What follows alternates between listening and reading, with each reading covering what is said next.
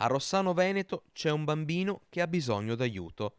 Ettore, 7 anni, deve essere seguito 24 ore su 24 a causa di un problema di salute e, come noto, ha bisogno di avere più assistenza a scuola, un surplus di ore non coperte integralmente dall'ULSS 7.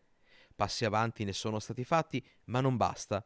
Una situazione che vede il comune di Rossano disposto a coprire economicamente i costi per pagare una figura professionale in grado di fornire assistenza a Ettore, colmando ciò che l'ULSS 7 finora non ha compiutamente attuato.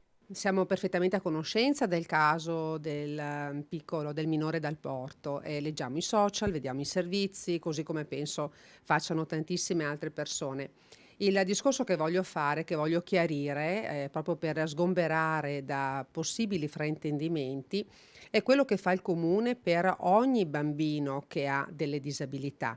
Il comune, come tutti i comuni del Veneto, ha delegato all'ULSS tutta la gestione del pacchetto sociosanitario. Il comune, l'amministrazione, previo richiesta dei genitori, è disponibile, e anzi si dichiara assolutamente disponibile, ad integrare la cifra ai genitori per poter trovare una figura professionale che loro sceglieranno, di loro fiducia, quindi al di là di quello che farà l'ULSS, se mancano delle ore di integrazione scolastica, il comune ha detto che, previo richiesta dei genitori, è disponibile a dare il contributo che serve per poter trovare una figura. La sindaca Morena Martini dichiara inoltre di aver contattato il legale della famiglia senza ricevere risposta.